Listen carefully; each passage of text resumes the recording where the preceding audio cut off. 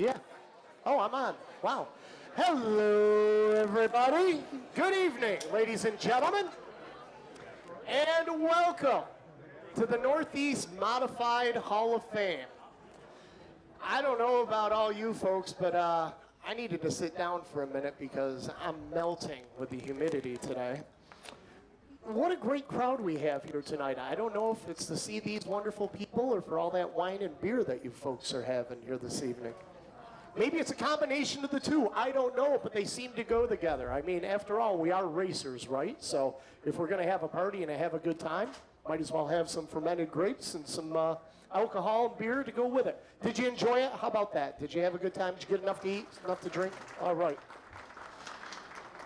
Well, I've been doing this a while, and things have changed since I started doing this about 25 years ago, and that means that I have to put on my spectacles to be able to read now. All right, so good evening once again, and welcome to the 30th edition of the Northeast Modified Hall of Fame. My name is Shane Andrews. It is my pleasure and honor to be the MC for this event tonight, as we are going to take the opportunity to welcome all of our fans, our friends, our family, our media members, our inductees, and our award winners here tonight. This evening, we are going to award those who have been outstanding, recognize those who have demonstrated excellence and have contributed to our sport. We will acknowledge those who have excelled in the mechanical and ownership ranks. We will immortalize drivers who in the North Country never had a dull moment, one who is simply known by his initials, and a flyer who is destined to be in the Hall of Fame. But before we start tonight, ladies and gentlemen, I think it's only appropriate that we take a moment to remember a couple of our Hall of Famers who have left us in the past year. Since our last ceremony, we've had to say farewell to a couple of drivers who have been enshrined in the Northeast Modified Hall of Fame. 2001 inductee, Marcela. With over 200 wins to his credit, the Hammer was a threat to win on both sides of the border. And 2014 inductee, Lloyd, Holt, a pioneer on the Niagara frontier. Both of these men embodied the true meaning of champions and will forever be remembered by all of us that love this sport. I ask that everyone here please take a moment to join us and all of us involved here in the Northeast Modified Hall of Fame in a moment of silence and remembrance for both Lloyd Holt and Marcela.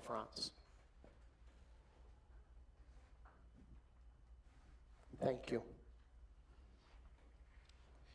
Every year, we are joined by so many friends that we get to see. Sometimes, maybe once a year, sometimes more than once. But tonight, the Hall of Fame brings us together as a group of award winners and inductees. And I want to thank Robin Yasinsak Gillespie, Donna Miller, and Debbie McClune for their help out at the front desk, as they have put together the list of those that are in attendance tonight that we would like to recognize, say hello, and welcome back here to the Hall. From the class of 1993, Guy Shorty Robinson. Welcome back, Guy. Good evening. From the class of 1999, the Mechanic Engineering Award winner, Scott Jeffrey. From the class of 2001, the Leonard J.Sammons Jr. Outstanding Contribution to Motorsports recipient, Dick O'Brien. From the class of 2002, the Women in Racing Award recipient, Marty Beverwick. Our Gene DeWitt Car Owner recipient from the class of 2003, Jim Sensorbaugh. From the class of 2009, the Women in Racing recipient, Jessica Friesen. From the class of 2010, the Women in Racing Award recipient, Buffy Swanson. From the class of 2012, the recipient of the Leonard J. Sammons Jr. Outstanding Contributions to Motorsports recipient, Jack Spino. And I get embarrassed when I read this, but I'm very proud of this. From the class of 2012, the Northeast Announcers Award winner, Shane Andrews. Thank you. Oh, you're welcome. You look great. Oh, I know. Did you see what I did? I know it looks fantastic. It's not a comb over. Would you shut up? From the class of 2014, our Women in Racing recipient, Robin Yasinsak Gillespie. From the class of 2016, Our Andrew F. Fusco Award for Media Excellence Award recipient, George Caruso Jr. Also from the class of 2016, the Leonard J.Sammons Jr. Outstanding Contribution to Motorsports recipient, Marty Beverwick.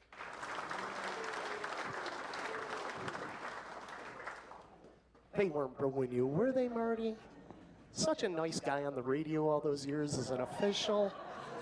Why would you boo? I mean, I could see Dave Farney, because, you know, he's got a tan that Marty doesn't have, but things I'll never know.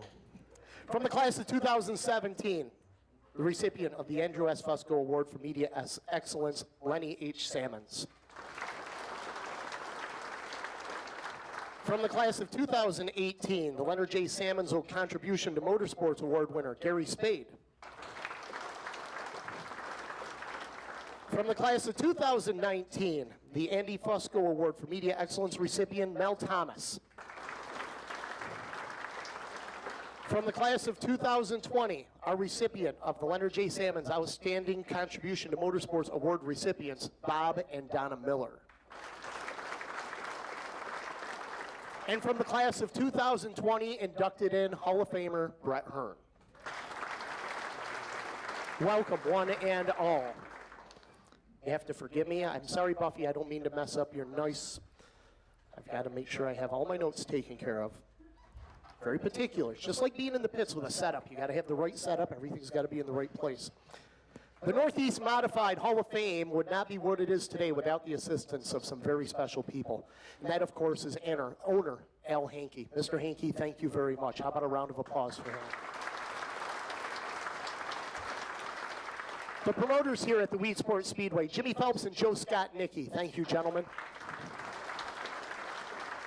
And, of course, Betsy Angelone and the entire staff. A big thank you to Weed Sports Speedway for sponsoring the happy hour reception. Would you please give them a round of applause for all their efforts? And remember the after party in the pavilion down by the front stretch at the conclusion of tonight's ceremony. And speaking of conclusion of tonight's ceremony, I also want to remind everybody, and Brian Spade's going to do this again at the end of the evening, pictures. We want to get pictures. So we ask all our drivers that are being inducted, all our award recipients, please stick around. We want to do pictures. Family and friends, you're welcome to get pictures as well. But we need everybody to stay with us until the conclusion. Now at this time, I'd like to recognize the members of the Hall of Fame Selection Committee and board members here with us tonight. First and foremost, the chairperson of the Hall of Fame Selection Committee, Buffy Swanson. Buffy, I would be remiss if I didn't say congratulations on the newest book to be published by you, author here with us tonight. The only book, okay. Well, I'm sure you've written a few books on somebody in particular, but he was having wine and wearing shorts and enjoying himself. The Last Cowboy. It's about 2016 inductee Billy Pouch. Copies are available here tonight, correct? Congratulations on the release, Buffy. You're welcome.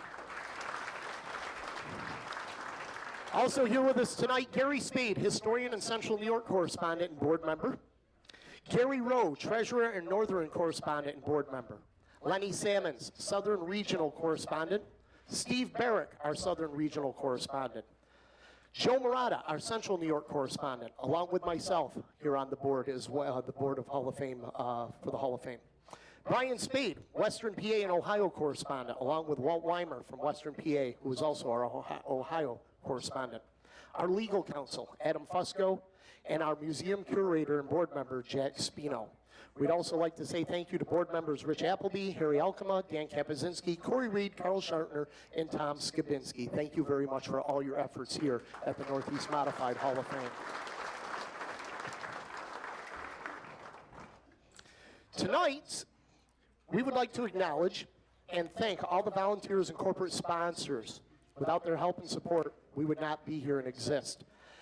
This is the Hall of Fame program. I hope everybody had an opportunity to get one when you came into the door tonight. It lists all of our sponsors and everybody and has some bios about all of our inductees and our award winners here tonight.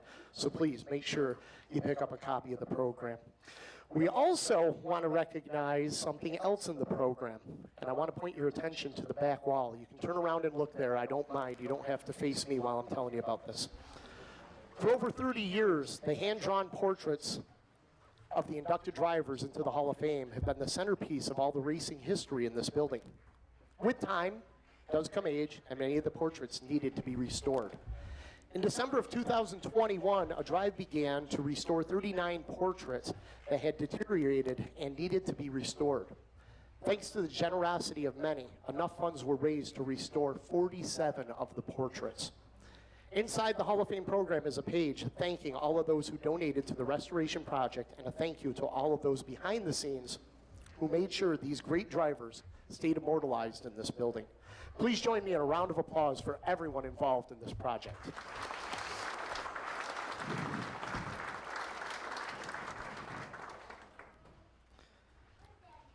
Fred Voorhees, I don't know how you do it, man. You are a walking encyclopedia of racing knowledge, and I am so impressed. They should name a Google page after you with all the work that you do. Auto Racing Research Associates, the AARA, once again has gone above and beyond with the research and dedication to preserving drivers' history. Fred has compiled the stats for tonight's driver inductees, Billy Decker and Craig Vondoren. Copies of their stats are available here tonight. Thank you very much, Fred, for everything you do to preserve the history of modified racing. How about a round of applause for him, ladies and gentlemen? Okay.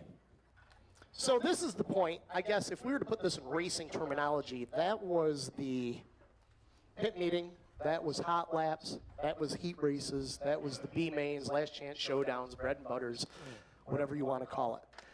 It's now time to get down to business. But before we do that, we have some very, very special guests here with us tonight, joining us this row, our inductees and our award winners.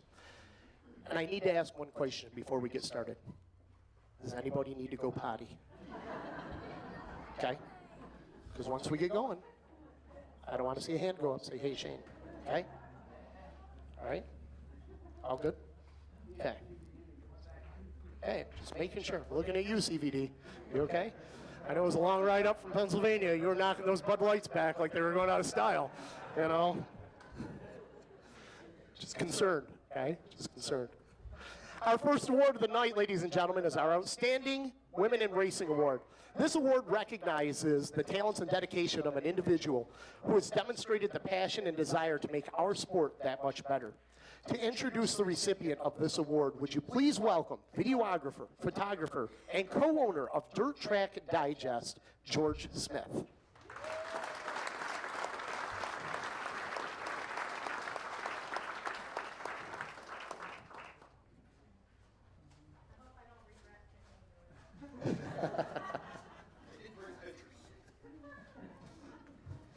Thank you, and welcome and congratulations to everybody that basically is being awarded tonight.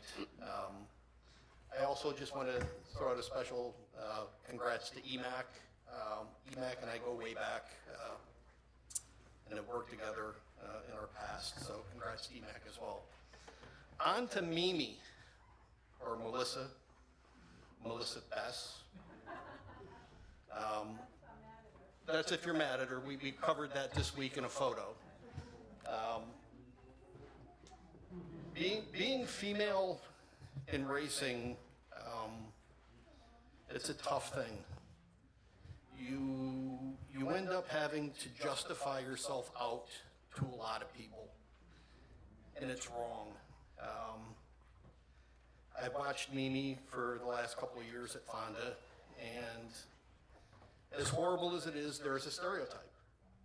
And everybody is forced to kind of fit into a box and, you know, end up kind of pushed aside, or, you know, everybody, when a female approaches you, you know, there's always the innuendo and all the other side talk that kind of comes with it. And, you know, I guess for a while I was probably part of the club, but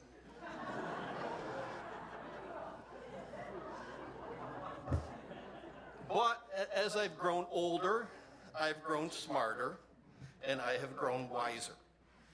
And, you know, watching Melissa grow at Fonda the last couple of years has been kind of fun. She kind of joined up with us again, and we have had a blast on the road, covering races. And, you know, it's kind of an interesting thing because when you put her with the right people, she kind of turns into a flower.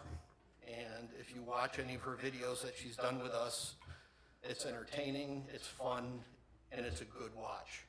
And that's what's important to us. Another thing that, you know, you might want to just catch up on is she did a piece with us with Mandy Pouch, which was Women in Racing. It's a little 3-part thing which kind of covers all the unfortunate things that women have to go through in racing, but it's a really good read. And, you know, ultimately with Mimi, you know, Louie's daughter, that's, you know, how everybody kind of introduces her, but she's also Sheila's daughter. And ultimately, thank you.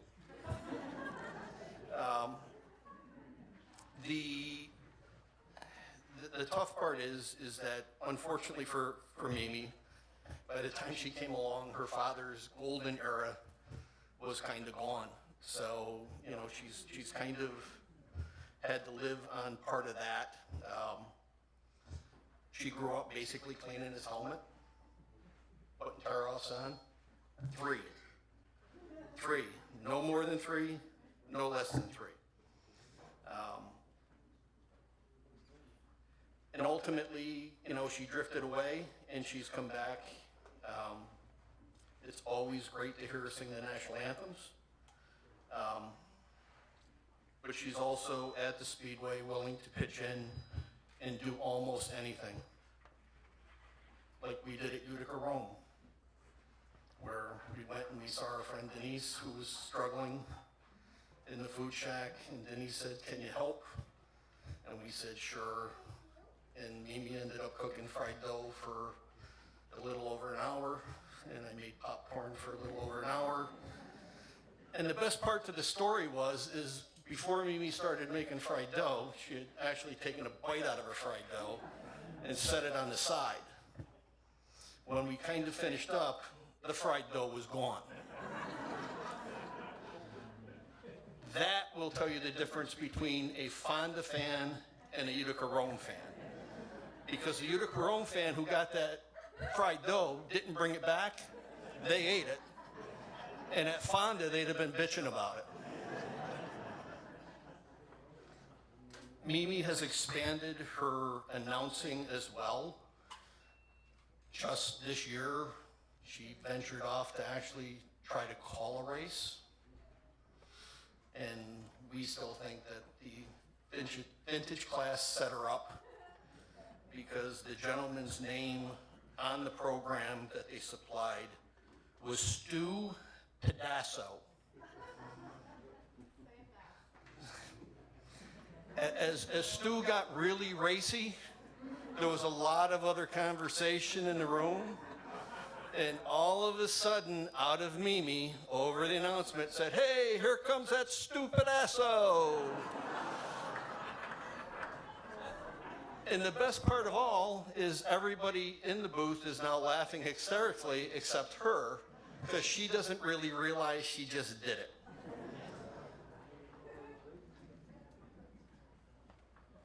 I can't ask for a better friend.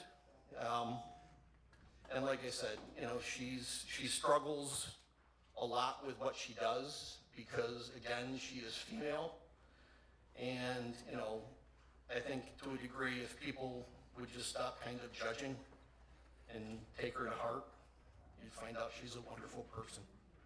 My friend, Melissa.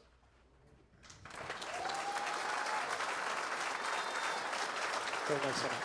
Very nice.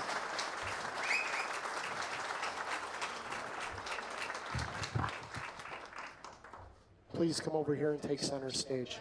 I'm not used to this. I'm sweating. You're not used to being on this side of the microphone? Would you like me to hold it? No, I'll hold it. I know how. I'll hold this one because I know how announcers like to ramble on sometimes. Yes, You know. yes. Congratulations! Thank you. What a well-deserved honor.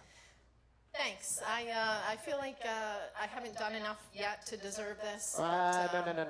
Yeah. No. Do not sell yourself short. you have done a tremendous amount in this sport to be recognized, and that is coming from somebody that knows what it takes to do this, and you're doing a hell of a job. Thank you. You're welcome. Appreciate that. And that's why I consider you one of my friends, because, and I wanted to thank you personally, because there has been times in the past where I've struggled and I've talked to you and you've given me those words of encouragement. So thank you, Shane. I appreciate it. You're welcome. And don't let anybody ever tell you any different. Thank you. You have a passion for this, and that is evident. What drives that passion?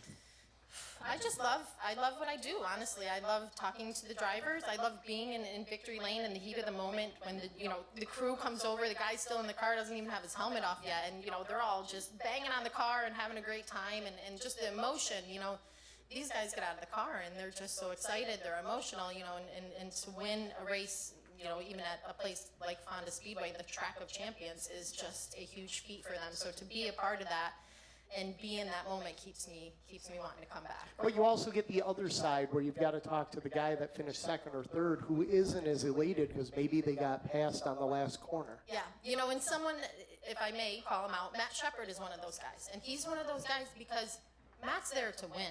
He doesn't want to finish second. So to interview Matt when he finishes second is always a tough thing for me because I know he's going to be disappointed. So I try to find a way to talk to him and kind of make it a little more easygoing.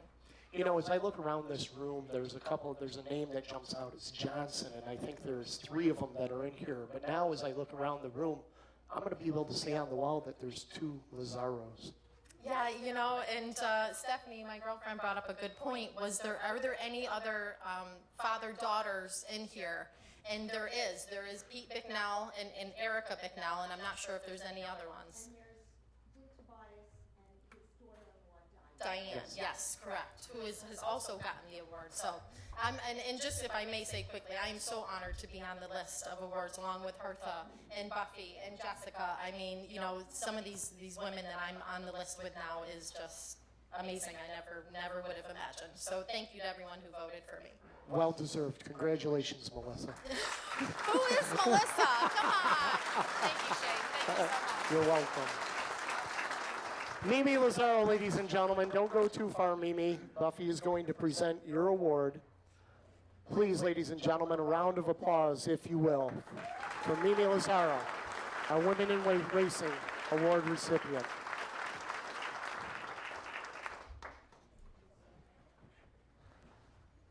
And Mimi, just so you know, I've had races like that. As a matter of fact, there is a driver in this room who will remain nameless that was in a mod light at Fulton Speedway, beating the living snot out of the rest of the field, who was going by the name of Mo DeGrasse.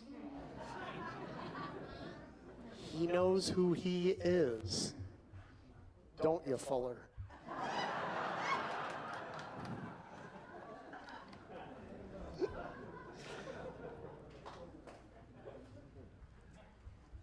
There's the other wheels.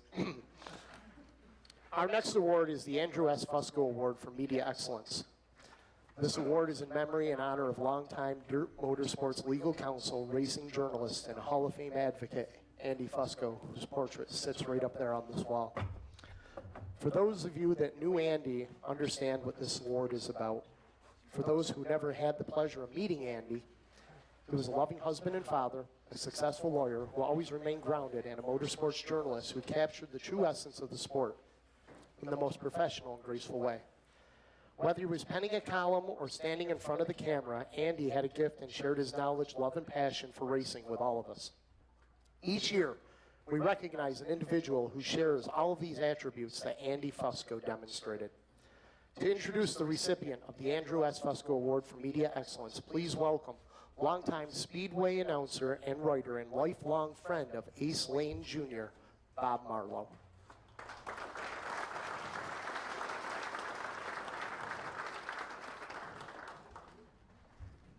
Okay, I've been an announcer for about 45 years, so I'm supposed to be a professional.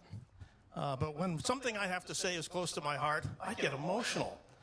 Well, tonight I'm going to get emotional, so I've asked Shane to be ready to pinch hit as necessary. There are very few people in racing that I've known longer than I've known Ace Lane. Our paths first crossed when I was 10 years old.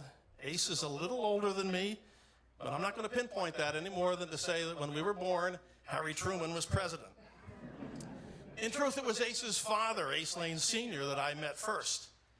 With Ace Sr. at the track more often than not was his son, just as in those days, I was at the races in the company of my father. Ace and I grew up on parallel but different paths. I was with my father, who was an announcer. Ace was with his father, who was a photographer. In 1973, Ace's father passed away at the too young age of 53, excuse me. Less than a year later, my father suffered a debilitating stroke at age 52. Ace and I each stepped into the roles our fathers had occupied. But there's a key difference. I was learning on the job. Ace was already a capable photographer. In the years since, Ace Jr. has made his own name in racing photography. He's won countless photography awards. He's won countless photography contests. He's photographed everything from street stocks to cup cars, from TQ midgets to Indy cars. He's documented the cars, the people, the races, the tracks, the events, the atmosphere. Along the way, I dropped something. Along the way, Ace has made more friends than anyone I know. And he knows more people than anyone I know. If you ride in a car with Ace, you begin to wonder, maybe he works for the CIA. He knows where everyone lives. He knows where they used to live. He knows where every race shop is, where every race shop used to be. He points them out as you travel. There's so-and-so's house. There's where so-and-so's race shop used to be. There's where so-and-so's sister's brother's husband, father-in-law used to live. He knows everyone. And I've had a front row seat for this. If you go into a bar or a restaurant with Ace, in a matter of minutes, he's flirting with the women, joking with the men, and making new friends. Among Ace's friends in racing, the one he ranks as his best friend is the late Mike Garbach. Mike Garbach was on the rise in dirt modified racing when his life was cut short by injuries suffered in a racing crash at the Reading Fairgrounds. In happier days, Mike Garbach was Ace's best man at his wedding. Another member of the wedding party that day was Stan Plosky. Stan Plosky won 182 modified features in his career, and he's a member of this Hall of Fame. But I want you to think about what might happen if you have Mike Garbach and Stan Plosky in a wedding party, and they have keys to the limousines.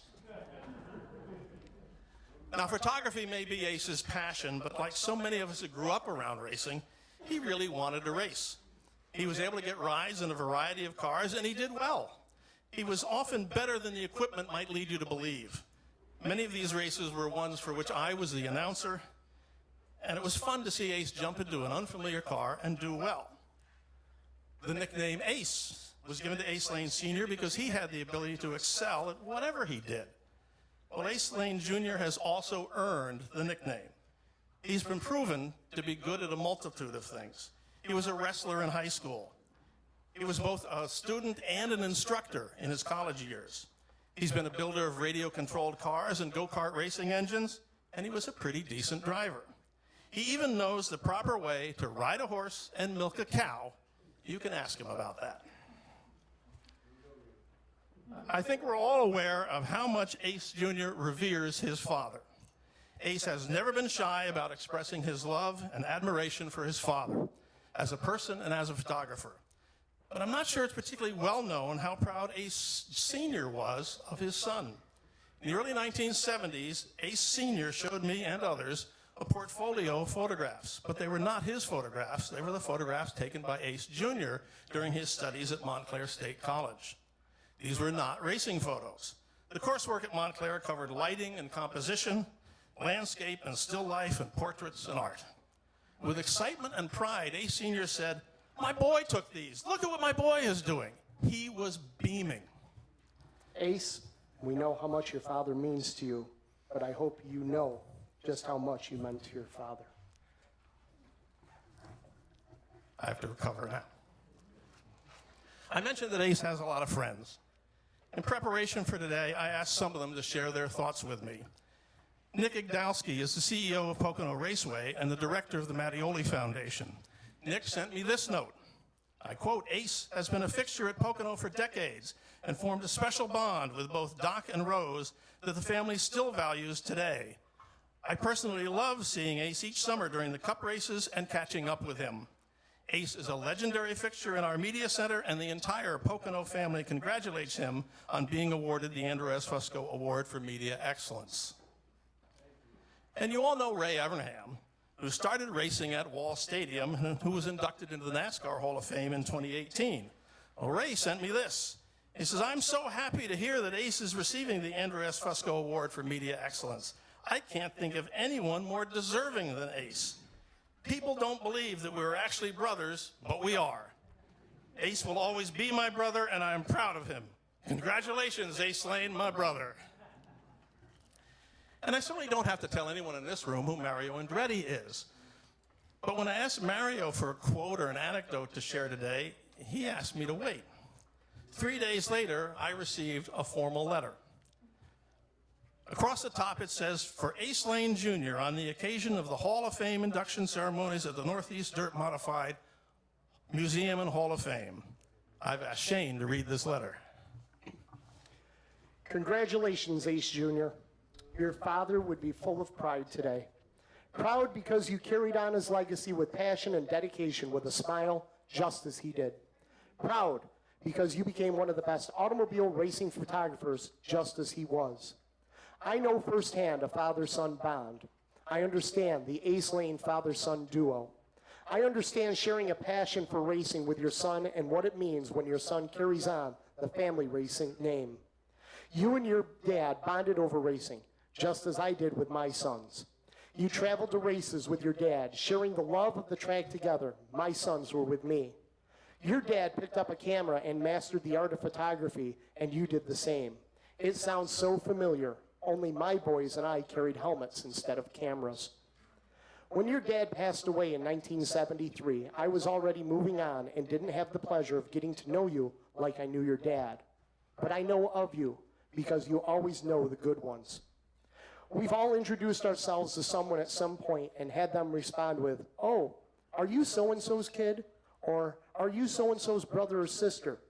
When that has happened to you, I hope you were proud to have that person instantly know the Ace Lane legacy. Because it's an honorable, hardworking father-son duo who stayed close to, as we racing families do. The best thing about the Ace Lane name is what you did with it, and you did it well. You carried the family name proudly, but your road was always yours to create, to earn, and to own. On behalf of your dad, I congratulate you and tell you that he is proud of you and your accomplishment. I know he would want me to do that for him because we are family. Regardless of your favorite track, series, team, or driver, the racing community is one big family. Our legacy is never just about ourselves. There are people who intersect with our story. Our legacy is the story we are part of and the story we share. I have photos from my early days, thanks to your dad. And when I look at old photos, I often find myself thinking, that's one of Ace's photos. And it's great to see the larger narrative, which is how he influenced you and shaped you. Congratulations on earning the Andrew S. Fusco Award for Media Excellence. I hope you enjoy tonight's celebration. Mario Andretti.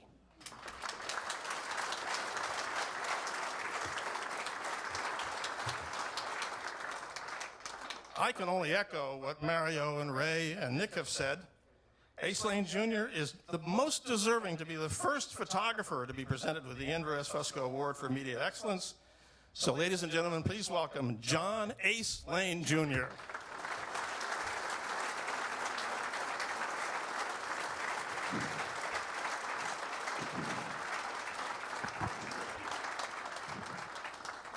Ace, right over here, please. Give him the love, man. Give him the love. I love you, brother. You want me just like me and your grandfather. That's the first thing he said to me tonight when I saw him. Let's turn around so everybody can see us. Can you see me? I'm in the dark somewhere. I went up to Tommy, I said, congratulations on this. And he says, He ain't finished yet. yeah. He said, this is all about my granddad and my dad. I'll tell you about Mario. I ran one of the largest go-kart races in Flemington. And my younger son, I built the kart and I built the motors. and Markle's in the same class. Every race, my son beat Markle. What do you got in that car? I just built it. But I tell you, good people. Do you have, as you look at your entire body of work, do you have one photo that you look at and say, man, that is just spectacular? I got a lot of spectaculars. I don't know how I do it, but when I went to college, I was teaching the teachers. Teachers did not teach me.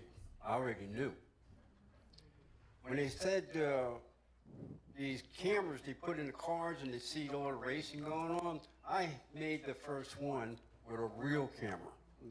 To improve my professors, I want you to take a picture of a car and a guy in a car. Glenn Fitzcharles. Wow, what a shot I got with a standard camera.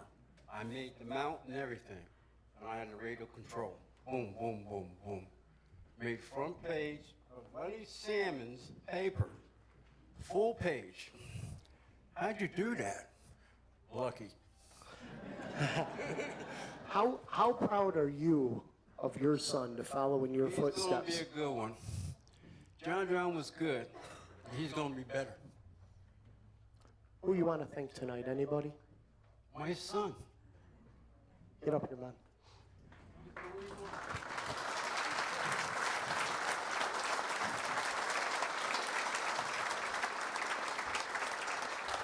Ladies and gentlemen, how about a round of applause, please, for the award recipient of Andrew S. Fusco, Outstanding Media Award, Ace Lane Jr. Brian Spade making the presentation here tonight.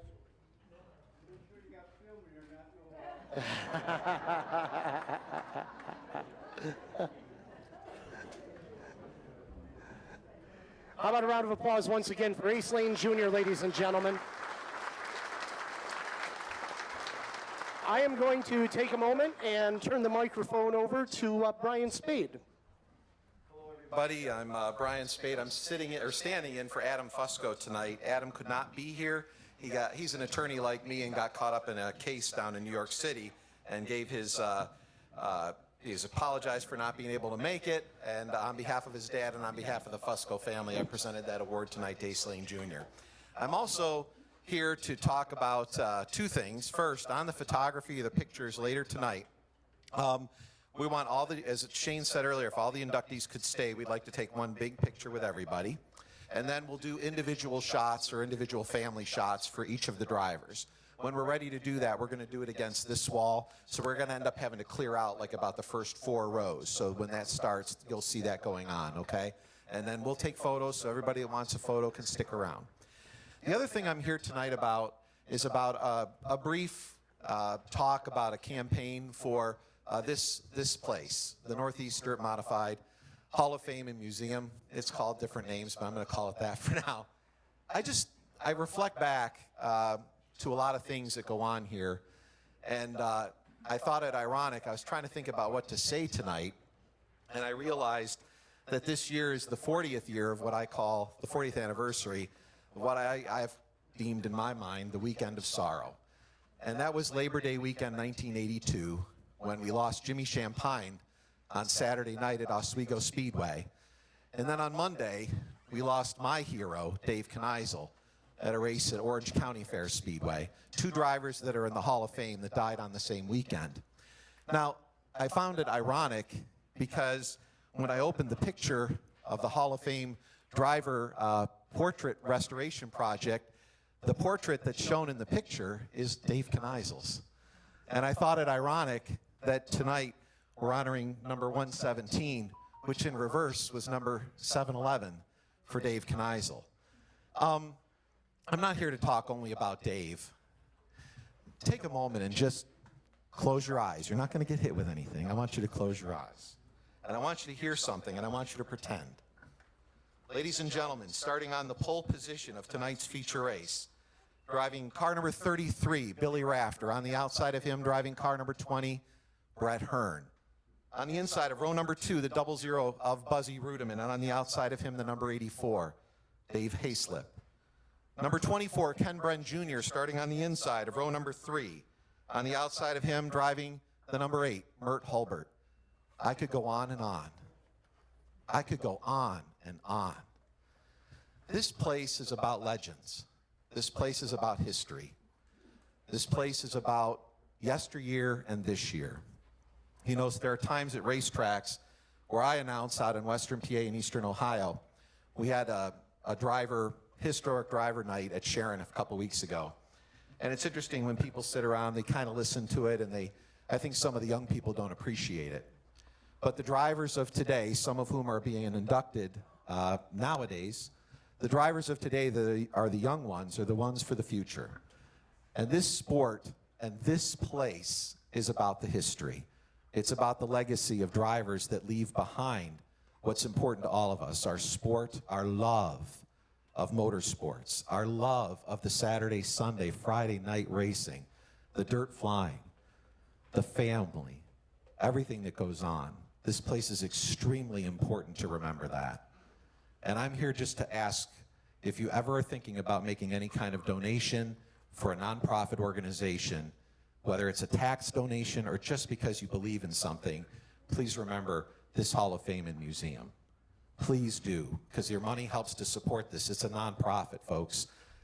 And we've done everything we can, and I think the fact that we raised as much money as we did to get the portraits restored means so much to the history of this place. We can't forget it. We're at 30 years. I want to be here for 50 and 75, etc. Thank you very much for all of you coming out tonight, and thank you for your consideration.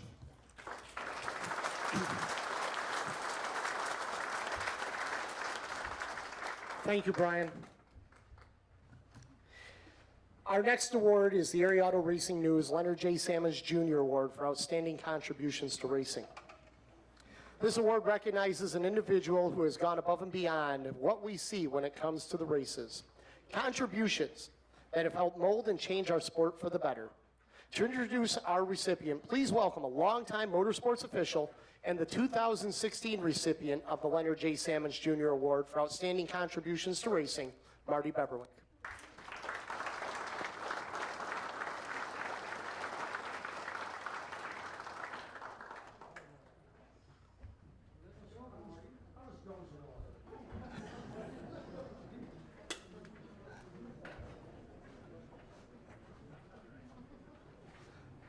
You know, I sat home writing notes, and I said I'd probably get up there and forget my glasses, so what the hell. Anyway, I want to talk about a friend of mine, J.J. Richards. People that didn't know C.J. Probably missed a lot in life. He was one of a kind. I met C.J. back in the 60s in his infancy when he first started in the racing business. And he was probably one of the most determined people that you ever want to meet. He got something in his head that was going to get done. He was doing races at Fairhaven and he was getting some flack, and I'll be damned if he didn't go over to Vermont and build his own racetrack. I worked for him at Devil's Bowl Speedway on and off, sometimes off, because CJ and I didn't always agree, but we were still friends. He had him and his wife, Judy, and 4 kids, and Judy had to take care of 4 kids and CJ, and it wasn't easy. What did I learn from CJ? Probably more than I learned from any promoter I worked for, from Uncle Lou at Lebanon to the Ryans and the Petrosi's and the Moffats, and I don't know how many other guys' tracks I worked at, but I learned probably more from CJ than I did anybody else. One thing I learned about him, the races were over at Devil's Bowl one night, and it was early and it was dark, 4th of July weekend, and he said, "Hey, Martin," he always called me Martin, "hand me a fusee." I said, "What the hell am I gonna do with that?" He said, "You'll find out, follow me." We went over in the infield, he said, "We're gonna set off the fireworks." I said, "What, you kidding me?" He going, "Oh yeah," he says, "I'm gonna set off." I said, "Well, CJ, you got a license?" "No, but I'm gonna get one," he says. So I'm not paying any SOB to pay him out money to come up here and set them off. We set off the fireworks, and I'll tell you, first time I did it was the last. Then CJ went over and moved over to Albany, Saratoga. And he called me again. He said, Martin, I need you. You got to come up and work for me. I said, oh, boy. I went up to Albany, Saratoga. He said, good. I've never flagged Albany, Saratoga. And he said to me, and you never will. You know, back then, it was like, there'll be one more track. He said, you're going to be the pit steward. I said, I am? I don't know anything about being a pit steward. He said, neither the other guy had. Anyway, CJ and I went to Albany, Saratoga, and we're running big blocks from Fonda and Lebanon on Friday night. He had the best of the best with Willie Cagle mixed in. Anyway, I said, CJ, we don't have any rules. We don't have anything. We just go along with what the rules are tonight, and you'll change them next week. But anyway, I talked him into going to the dirt meetings because I really believed in what Glenn Donnelly was doing, and I thought that he should be aboard. Well, you know what? They went to and I'll tell you, I thought there was going to be a fist fight. But CJ agreed to join dirt. I thought, man, that's the biggest accomplishment of my life. He ran dirt for 1 year. And he said, I can't stand this. These guys are coming here and tearing up my racetrack. What did I learn from CJ? I got there early one day and he's out with the water truck and the foam is coming out of the top of the water truck. I said, what happened, CJ?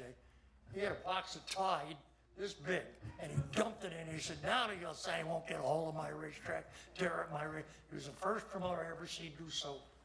All I knew was calcium. Lebanon Valley, tons and tons of calcium. Went to Syracuse for Super Dirt Week. If anybody ever got there early, the track was white. You thought, hell, it snowed. But the state paid for it. But CJ, he was soaked. Anyway, he ran the big blocks, and he said, you got tired of big blocks. They're tearing up my racetrack. Can't afford it. They're digging it up. Too much.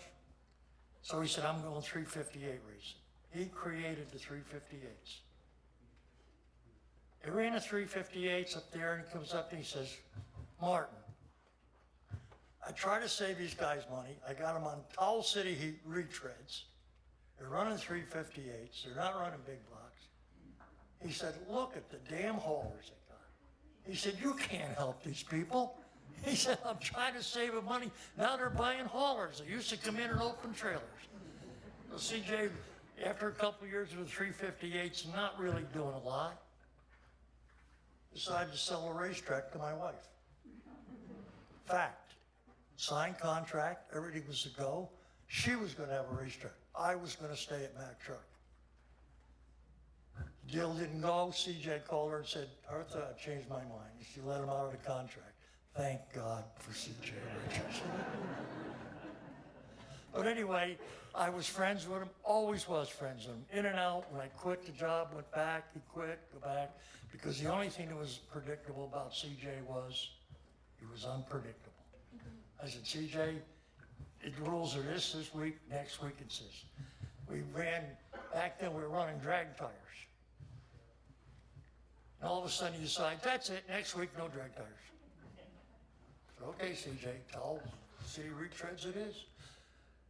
Driver came, said, oh, I don't have any money, I don't have any, how drivers are. Anyway, CJ says, go over to the trailer and buy yourself some tires.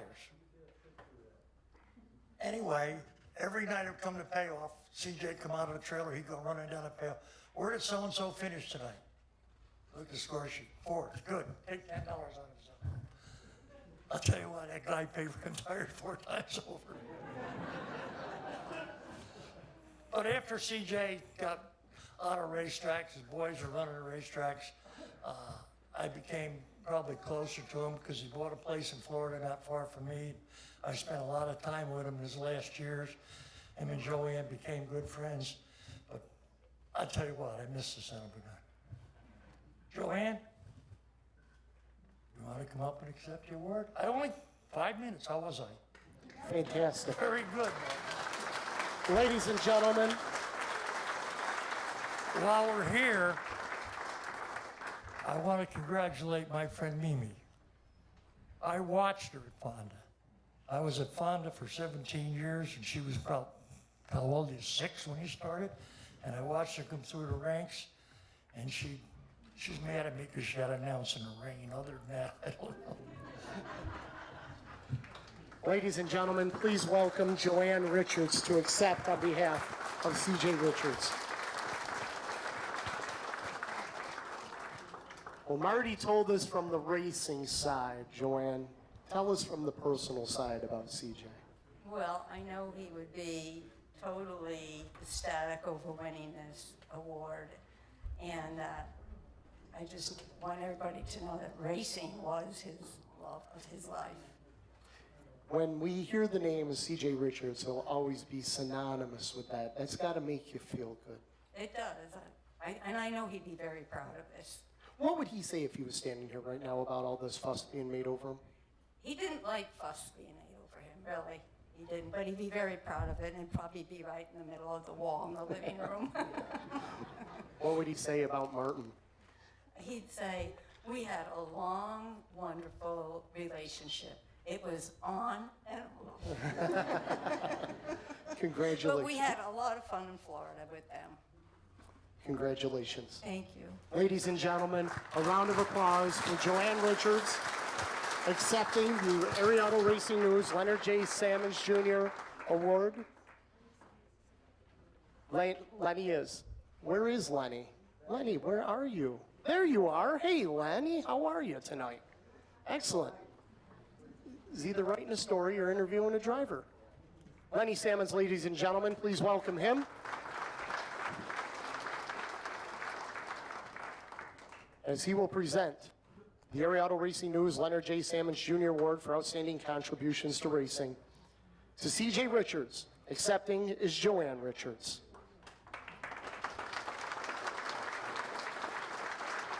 Thank you. You're welcome. Thank you. Thanks. Our next award is the Mechanic Engineering Award, recognizing some of the most talented individuals who are not behind the wheel of a race car. Individuals who have been able to tune a race car to make it go that much faster. A true talent to be able to watch a driver on the track and know exactly what the race car is doing without a single word being spoken. The ability to be able to know what adjustment to make to gain a tenth of a second just to make it go that much quicker. To introduce our recipient of the Mechanic Engineering Award is someone who can speak firsthand of the talents of our award recipient. Would you please welcome a 5-time Super Dirt Week champion and a competitor and winner on the NASCAR Camping World Truck Series, Stuart Friesen.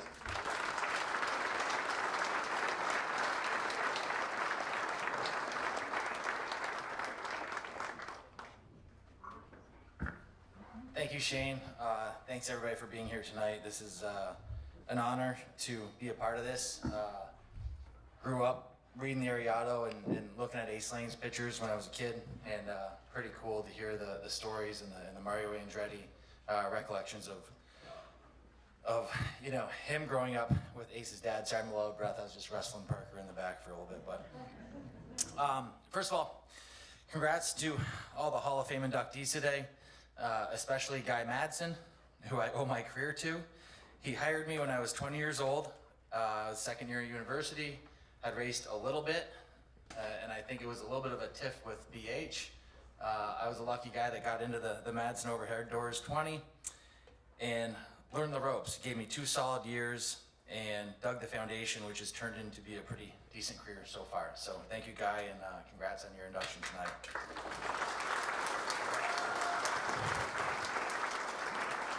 We raced Utichrome on Sundays and Malta on Fridays. Malta on Fridays didn't go very good, but Patty really loves the Public House pizza, so we got to keep going back. But I'm honored here tonight to talk about my buddy Eric. You get out of it what you put into it. A quote Eric drilled into me, and something I think about whenever times get tough. But let's talk about the newest crew chief Hall of Famer. I met Eric when I was chasing Jess around. She was working a part-time job bartending for him at his first bar, the Caboose in Gloversville. We didn't really hit it off at first, but when I moved in with Jessica's family in 2011, bringing Marty Beverwick and Jeff Daly's race equipment with me, started spending more time in the Fonda area, our paths just seemed to line up. I forget when or where I was going, but we talked about it earlier, and it was a early Albany-Saratoga Friday night with Marty Beverwick's 85. We showed up. Eric jumped in with me. Dave Constantino was here, jumped in too. We brought Marty's open small block steelhead motor. We made Dave mount a shitload of lead on it, but we went out there and won that night, and from then on, we just kind of went racing. We did a lot of midweek shows. It was good to be hooked up with a guy that owned a bar because bars aren't that busy during the week. At least Eric's wasn't. And I was fortunate enough to have a friend like that. We just went racing together. We hit it off. For whatever reason, both of us just seemed to thrive in chaos. And we both just loved to race, period. Eric has a never quit attitude. There's never been a situation I've come across with him where he didn't think of some sort of solution to get it solved. That's what makes a Hall of Famer no matter the sport. The distinct ability to overcome no matter what. When we started out, I wasn't a smooth, polished driver or person, and the team I was learning how to run was far from that as well. But wherever I went, whatever owner let me drive, whatever fight I started, I had Mack to back me up, and it was chaos, and it was a blast. Eric's first crew chief gig wasn't with me. Eric spent the younger years dedicated to Maynard Fred, many times calling him a second father. Although I never got to meet Maynard, I feel like I did from the stories and recollections that Eric has shared with me during our many, many hours traveling down the highway together. Well, at least the hours when Eric wasn't asleep. Getting a 60-plus-year-old man into the show at Super Dirt Week has always been one of Eric's favorite stories. Speaking of Super Dirt Week, Eric and I had a bunch of success together there, and he was the chief of our band of misfits when we won the last one at the mile in 2015. Eric has dedicated a lifetime into racing and has a strong business, successful business in DKM now because of it. He's by no means at the end of his career in racing. In fact, I believe he is still very much in the prime with many great years ahead of him. At 37 years old, he told me earlier today, he's going to get in the Hall of Fame for a second time as a driver. I am truly glad I got to spend some key years in my career traveling and working with him. And because of him and his dedication to myself and my family throughout those years, I'm where I'm at in my career now. I'm proud to call him one of my very, very best friends in life. And congratulations on your induction to the Hall of Fame. Last but not least, I compiled a little list of owners we worked for in our short period traveling around. And I'm going to name them off because Uncle Marty took forever with his speech, so I'm going to take forever with mine. Marty Beverwick, rest in peace. He gave me a shot, and Uncle Eric got to work on his cars. Jeff Daly, Tad Parks, Tom Cullen, Doug Emery, Mike Payne, Billy Mueller, Coco Briggs and Lair and Scotty Kerwin, Mike Adderley, Tyler Siri, Vinny Salerno, Mike and Jamike Soul, Jake Spraker, Norm Hansel, Bruno LePage, who let Eric sleep in his personal master bedroom, the Petruska family, C.G. Morey, Jessica Friesen, Chris Larson, and last but not least, Buck Gasner. We were co-drivers that night, which almost ended in a divorce, but thankfully, Jess got over it. Buck's here tonight, so you'll have to ask him that story. A couple other just key tidbits here. The C.D. Colville debate, messing with BH, Bob Savoy stories, the semi-private Lou Graham concert, Dave knows about that, the Fonda screwdriver chase, the trenches in Daytona, one of our favorite places, hating sprint cars but actually kind of liking them, and riding to and from the races with Jeff Daly, which I always made Eric sit in the front because I was always scared for my life, so I rode in the back. Congratulations, buddy. This award is well deserved, and I'm truly proud and honored to be with you tonight. Thank you. Good job.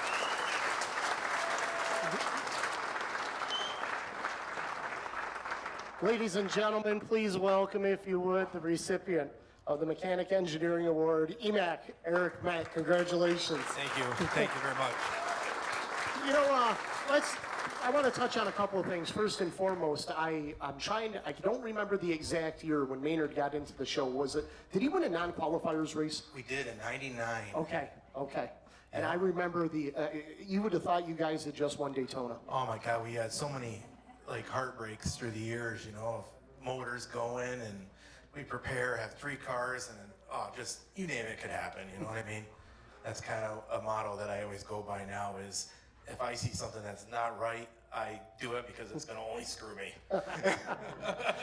What were you able to learn from him that you were able to take to your future? Well, as a kid, you know, going up there before we even drove cars, went on a bicycle and learned how to wash panels. And I mean, then to get in a few years later, we're putting motors on dynos, and me and Chip and Dave. And I mean, seeing everybody and, you know, just like, oh, LAZZARO's there. We're dynoing a motor for him and painting horns. And it was, you know, we got to know like Grant King, and he brought us, he did so much for us. And what he really did for us too is that he made us say, look, you know what, you guys can do whatever you want.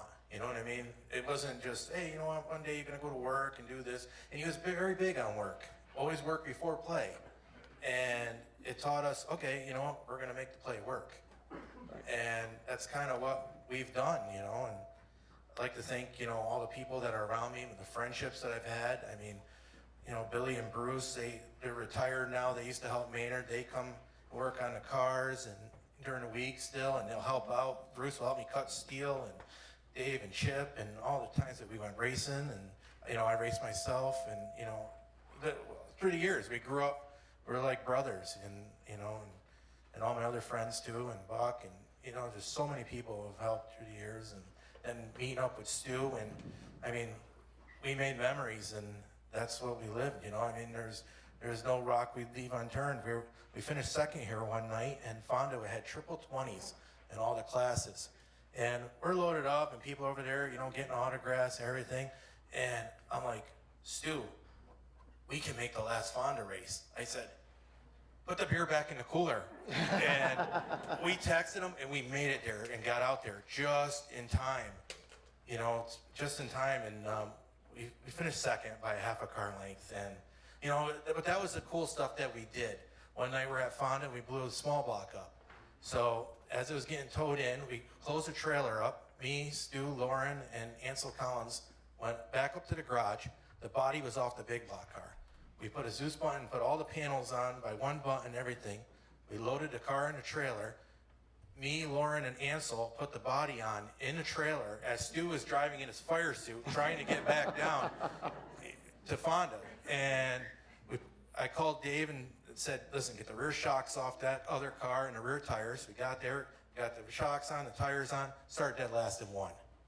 And we worked on the thing in the trailer on the way to get there. So, you know, like making memories like that is like the best thing, you know what I mean? You hear some of the old stories, and you know what? Someday down the road, we'll have our own old stories. And that's the stories that put you in this position here to be able to get this award tonight. It's got to be almost humbling. Oh yeah, I mean, I'm honored to know so many people in life. You know, growing up and watching all the heroes, Jack, CD, Dave Lape, you know, Brett, everybody, and Billy when he was running 358s when I started, or 320s when I started going to Fonda when I was a kid, and you know what I mean, and growing up and then knowing everybody, and you know, and kind of like really like being important, and that feels good. Congratulations. Thank Eric. you. And thank you, everybody. Eric Mack, ladies and gentlemen. Don't go anywhere. Stay right here. Our Mechanic Engineering Award recipient, Eric Mack. Presentation being made by Corey Reed here tonight.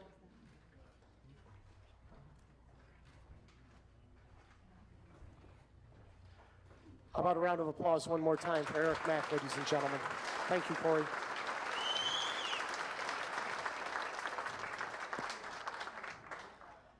The Gene DeWitt Car Owner Award is presented each year to an individual or partnership that has excelled in the ownership ranks of modified racing. Like Gene himself, these owners are the backbone of keeping some of the most legendary drivers behind the wheel. Many drivers have left their mark on motorsports, but without the support of a car owner, many would not have been inducted into this Hall of Fame.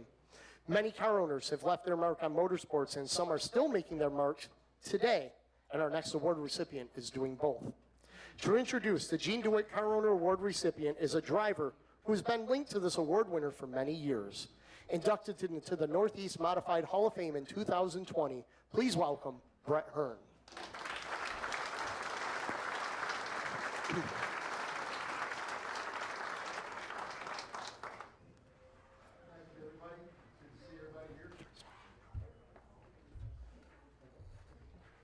Congratulations, everybody here on this chair. I mean, it's just people that I've grown up with, fellow drivers that are very deserving. I've raced a lot of laps with, had a lot of good times with.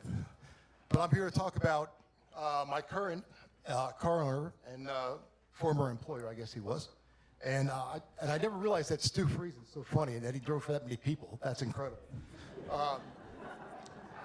And I never realized that I had a different storyline, first of all. I was going to say how, Guy MADSEN and I have been together for 25 years uninterrupted, but Stu blew that storyline because there was a couple of years where Stu kind of stepped in for me.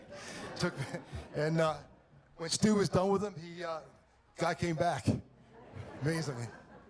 But I think the storyline with Guy MADSEN is, and he'll tell you, and I'm going to finish this, summarize this with something he said to me at the very, only just a couple of weeks ago, but I think he's going to say that he doesn't deserve all the credit, that what he's done as a car owner is very much a family-oriented situation, and he's not lying about that. It's really, he's the leader of the pack, but it's about his family, and that's the way he feels about it. And that's, I don't know if it's an unusual situation, but Guy and I, we've been racing together for over 25 years now, and I don't think there's many drivers that can say that they've had a relationship with their car owner for that long. So you can understand the type of loyalty that this person has, not only as a car owner, but as a person. He's got a very competitive spirit, and he has a great love for the sport. Guy MADSEN started his racing career, I would say, and I'm gonna tell you what Brian MADSEN told me, and I hope that I got all the facts correct. But Brian was Guy was a good friend of Louis DOHREN, which he still is, and Louis apparently got him involved with the street stock car somewhere around 1982. That was his introduction to racing, and at that time, MADSEN Overhead Doors was a well-established local business, doing pretty well, and that's how Guy got his feet wet, getting involved with the street stock car at Lebanon Valley. Turn the page to about 1987. There's another door company by the name of Duchess Overhead Doors, related to Guy, it's his brother Dan. And Guy got involved with Dan for a couple of years, and he elevated his involvement to drivers with the likes of Ralph Hetzler, Kenny Tremont. That was somewhere around 87, 88. Let's fast forward to 89. Brian MADSEN begins his racing career, and Guy throws his support to the Kenny Tremont family at Lebanon Valley. So you can see the escalation, right? We can see the escalation. Brian ran, fairly successfully for about 6 years, I'd say from 89 to 95. His career ended a little bit short because he hurt his back pretty badly. And that really is where the door kind of opens for me personally. I received a phone call. And this is where Guy has a lot of insight into different things, and he could see right around 95 that Brett Hearn is running too many races. He's not going to be able to keep up with the schedule. We schedule a high-tech business meeting at the pizzeria. So Guy comes down and he outlines exactly what he'd like to do, and he suggests that maybe we should, or the MADSEN team should be my small block team, and I'll continue on in Sussex with the big block. So, as Guy always did when he had a business plan, it was always handwritten and a little bit hard to write. So, it took me a couple days to figure it all out. But in the end, by '96, we were a team. They were fielding small block cars for me, and I was doing the big block cars down in Sussex. So, we immediately. We've had some success. Again, Guy's a very, very competitive guy, but even though his reputation in business, at least with his employees, was that he was rough around the edges, I can honestly tell you that in 26 years, I don't think we've ever even had a heated discussion, much less an argument. And he was always the type of car owner where if we felt like as a team that we were slumping a little bit, I would always get the phone call, and it would be like, we wouldn't talk about what are we doing wrong. It would always be, what do you need to be better? What do you need? Do you need a better person here? Do you need a different engine? Do you need, what do we need to do to be ready to be better? And that's a very unique situation, I think, with a car owner, because when you're a car owner and you have a certain driver, you know, the first thing that you want to do is you want to, you know, blame the driver for making the wrong move or not working hard enough or not showing up early enough or not getting enough practice or whatever it might be, right? But I think that through guys' loyalty, I think that and the trust that we built over this time period, I think that's what is very unique about this situation and says a lot about the person, about the loyalty he has to his family, about the loyalty he has to me or had to me. I have to tell you that this guy right here, without exception, is the one guy that I probably trust the most, besides my own parents. So let's fast forward a little bit here. We had those couple of years where Stu stepped in for me, and I recommended him. I think I did. Yeah, Stu stepped in for me. When Stu was done with Guy was grateful to have me back.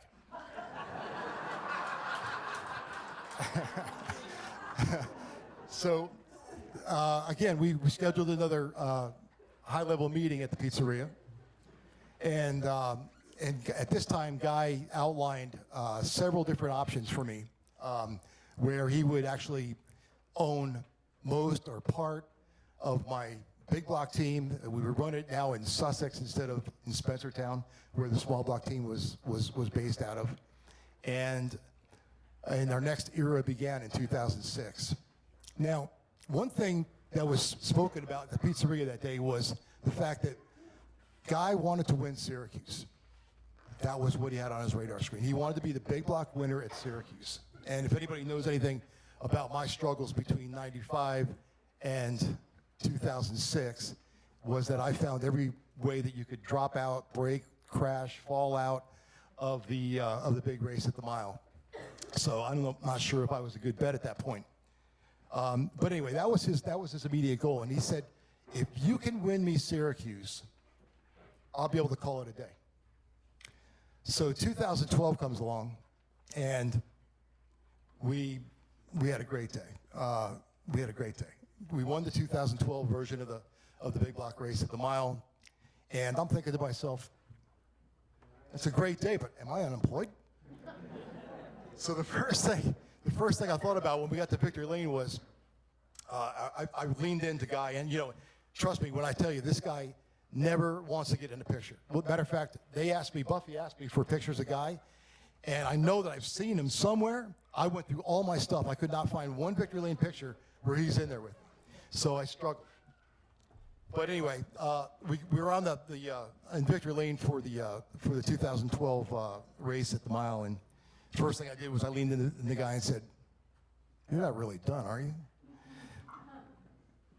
And I forget exactly how you said it to me, but I was pretty sure by the time we left there that I was still going to have a job the next year. So I made a couple of notes here just to make sure that I don't miss anything. I have to say that, through this period of 25 years, I think some of the stats that we've put together, the amount of wins we put together have been remarkable. The longevity, the friendship, and we ended our full-time career with, I think, 7 consecutive championships at Lebanon Valley. We added another one in Orange County before we decided to call it our full-time career a quit. And all this time, they had Dylan MADSEN in the background waiting for his career to begin. And I think the story goes something like, when Brett's done, you begin. And Dylan has certainly begun, has had some good success. And I think Dylan will keep Big Guy from calling it a day anytime soon. So Big Guy, thank you for everything you've done for me and everything you've done for the sport. Congratulations. I know this means a ton to you. And I got to tell you, there's one more story. the other week when we were going to dinner. Guy and I got in the car. We're driving to dinner, just him and I. And he always gets pretty serious with me when we're one-on-one. And he said, I just want to say something about this award. He goes, this really, really means a lot to me, but it's not about me. And he started to name off all the people that he's had in his racing career that have got him to this point. And I know he's going to say it's about them. It's about this guy right here. Congratulations.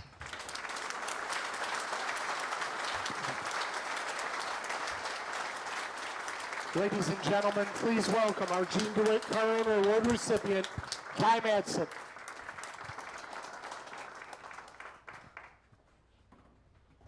You got my rhyme. Congratulations, Mr. MADSEN. Thank you. A long-time, well-deserved award to you tonight. How does this make you feel? Can't believe it, number one. And it is about these guys. There's a guy back there, Dick Hicks. There's a lot of guys that have helped along the line. Yup, I put it there. But without those guys, my son Brian, my son Michael, my wife Patty paid the bills. You need all that crap.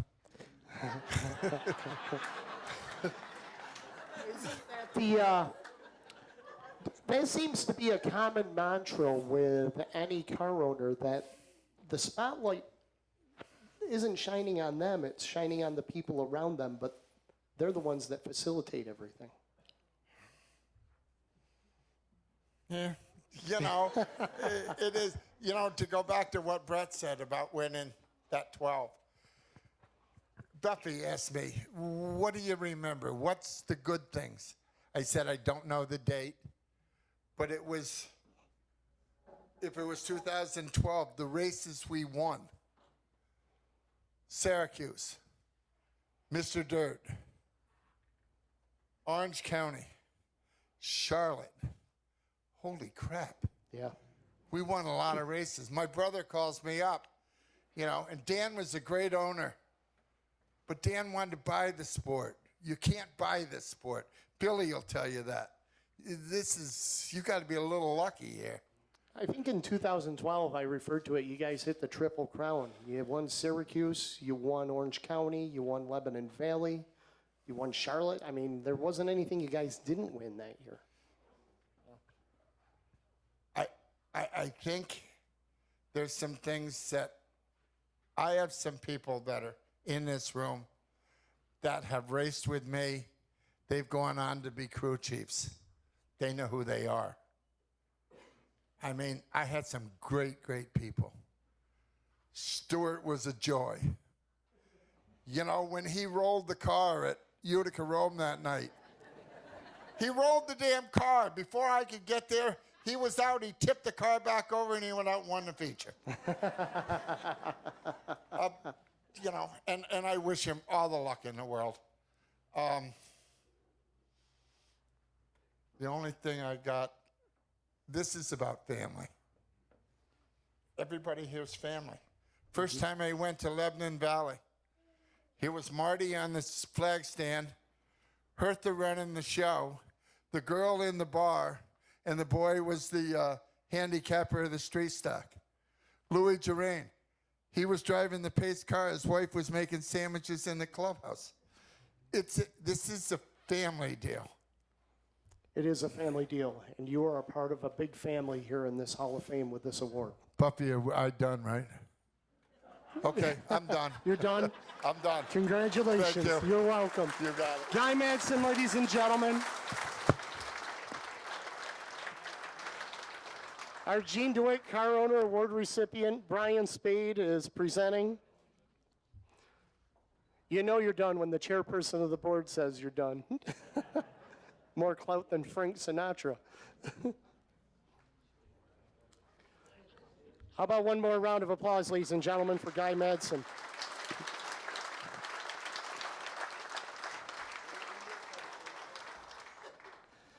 Now, Brian did this earlier, but I need to do it right now because we are going to hit the portion of our program where we are inducting our drivers.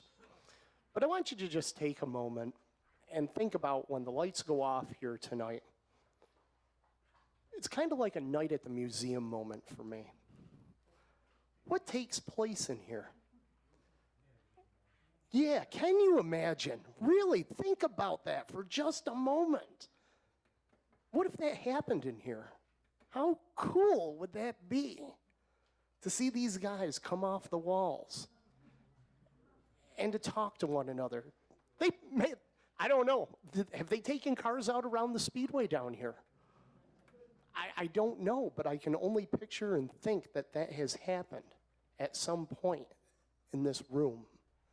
The history that is here for all of us to enjoy. Every time I walk into this room, I notice something different. I ask everybody, take a moment, reflect on it, enjoy what we have here, because this is our history that we're preserving. And tonight, we're adding 3 more individuals to the history of the Northeast Modified Hall of Fame. And we're going to start with our Pioneer Driver induction this evening. Our first inductee is our Pioneer Driver. Would you please welcome to the podium the son of longtime car owner for Don June, Pat Borello.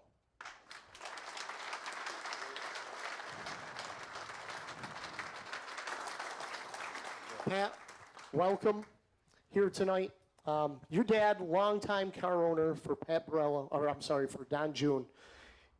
You got to watch him race. Tell us, what was he like as a driver? He was the driver that was there at the last lap. He knew you didn't win it on the first lap. And he was the guy that was in the garage 7 days a week working on the car. It was just a joy to be around Don, because like he always says, do it once and do it right. And it sounds like he did it once, and he did it right, and he did it right a lot. Yes, he did. Yes, he did. And Don helped a lot of people in racing.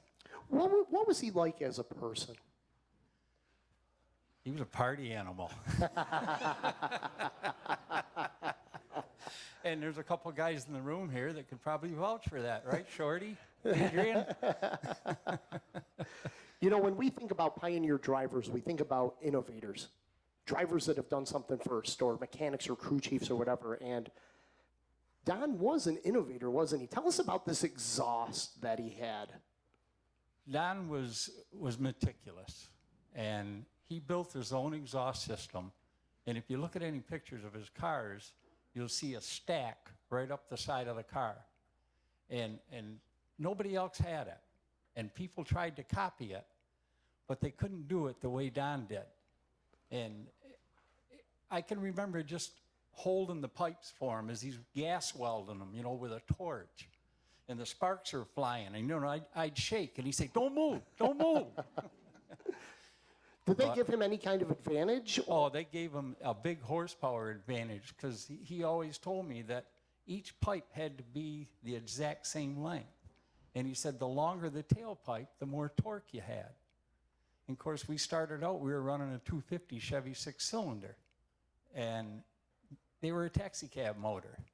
And then he went, you know, to the GMC 6-cylinder. And then he went to the V8. And the V8 had a stack up each side. And one funny story, and I think Adrian can relate to this, was one night Don won, and after the feature, a guy came into the pit area and reached into the car to give Don a beer. And all you could hear was sss. And, you know, everybody's just looking, and the guy steps back. Well, his shirt went against the stack, and he had the biggest red mark across his belly. But that was Don. He built everything himself. And my dad would polish the heads down in the cellar of his house and the crankshafts, and they would put everything together themselves. It was it was before you went to Bicknell or TO or to get a chassis. So, that's a true innovator. Yeah. Well, Pat, I appreciate you coming out and sharing these memories down here tonight. Thank you very much. Very honored to have known Don and known his family. Thank you. Thank you. You're welcome. Pat Borello, ladies and gentlemen. And if you would, please, Welcome for our induction, the daughter of Don June, Andrea June McMahon.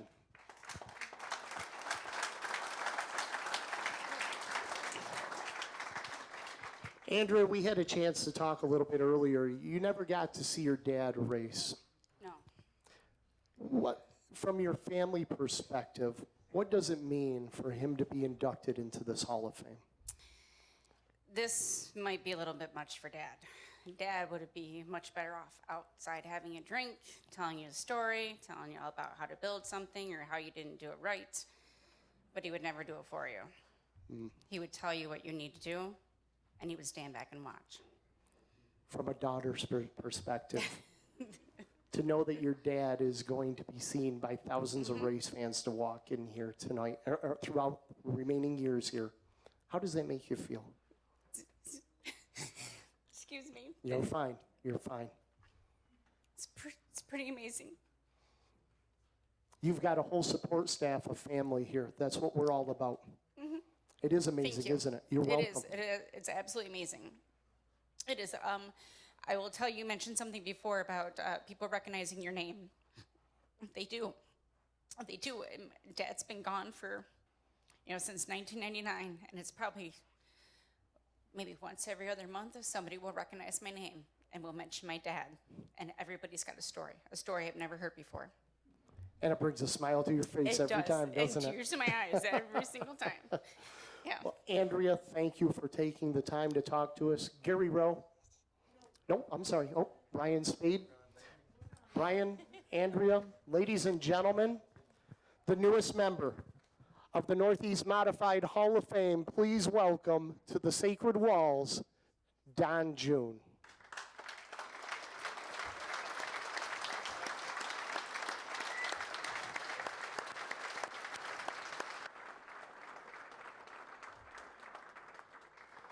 Congratulations. Gary Rowe is going to, he has a special presentation for you here. It is a commemorative plaque, just as the one.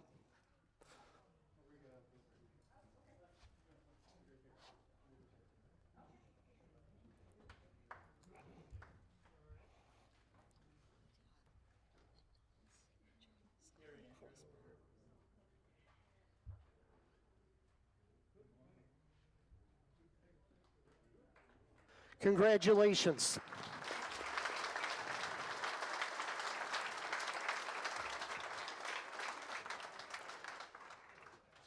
Interesting that there is a skull and crossbones flag on the race car. Was that his signature? There's a matching helmet too. That's pretty badass, I might say. Stroker from Teresa, New York. How about a round of applause for them, ladies and gentlemen?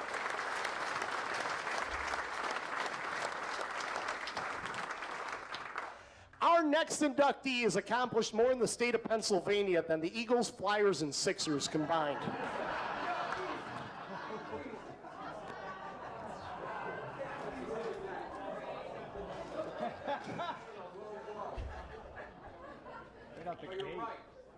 Damn straight I am. When you mention him, all you have to do is say his initials, and it echoes. Championships and wins. It's that simple. To introduce our next inductee, please welcome the promoter of the Thunder on the Hill at Grandview Speedway and the 2020 recipient of the Leonard J.Sammons Outstanding Contributions to Motorsports Award recipient, Mr. Bob Miller.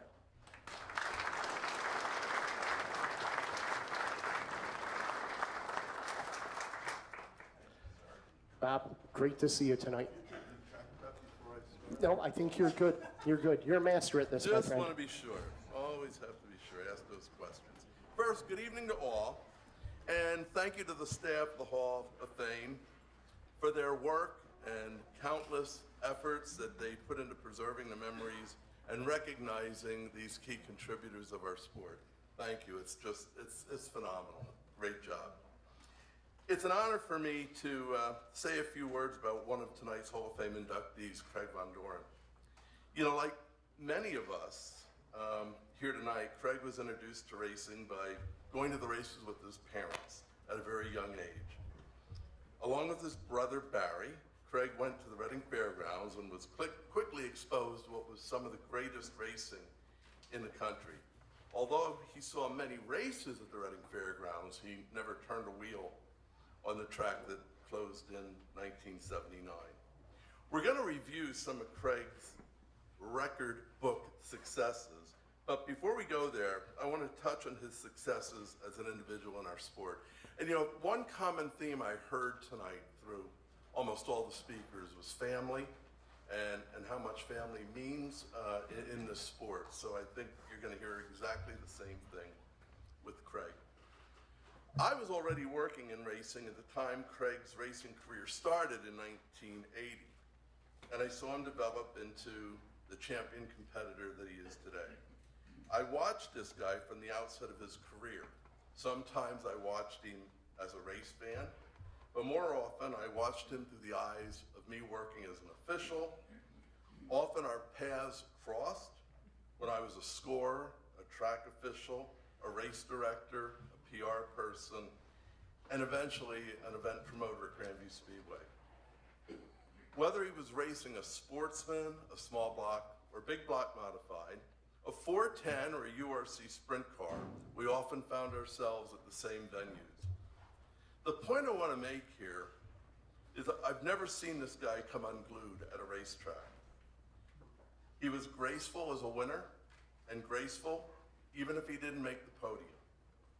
He always had that ability to turn a bad night around and have a good perspective, and then regroup and move on to the next event. And often he did it with a sense of humor. And yes, there was some sense of humor in all this. I don't recall all the stories, but there's one I do want to share. Just a few years back, probably within 3 or 4 years, he was competing at a Thunder on the Hill show, and Craig came up light on the scale. The top 5 went to the scale when the race was over. He was light, we told him, and he went home. Never heard a word. I don't recall having any discussions with Craig that night, but in the middle of the week, I got a text from Craig thanking me for agreeing to pay him the full amount for his top 5 finish. I don't recall if it was 3rd or 4th. Well, this is like Wednesday, I get the text. So I call the Rogers family at Grandview and go, hey, what went on here? Did you check the scales? Were the scales off? What happened? Craig just texted me, thanking us for paying him. And Tina Rogers says, there wasn't a problem with the scale. No, we didn't pay him. And she goes, Bob, Craig was just messing with me. So I gave it a day or two, and then I texted him back and said, I'm glad it all worked out, and don't spend all the money at one place. And it just ended. And never another discussion about, what happened that night. And that's one of the best examples I can share on how Craig Vondoren handles himself on a bad night. Yeah, the issue took place, and it was done and over with. Craig ran his own car before teaming up with Glenn Heineman and the Keystone Pretzel team. Both Glenn and Craig were very young at the time they came together and went through many learning curves as most driver and owner combinations do. Heineman started his career in racing in 1979, and by 1983, Craig was his driver. The team won their first feature that year. Then they came back in 1984 and scored 24 wins in one season. It was a match of driver and owner that just worked successfully and did for many, many years. In those very early days, Glenn Heineman recalls taking Craig to meet Charlie Hill, who was a speedboat engine builder. And I guess he had the idea that maybe Charlie could help them dial in their program a little bit with their race car. So they met, and then Charlie encouraged Glenn Heineman and Craig to go for a little boat ride on the Susquehanna River. They were sitting right next to the motor. Now, those of you who have done some boating know that these speedboats are pretty big and they're pretty loud. So they were sitting next to the motor. It was loud, it was rough, and it was fast.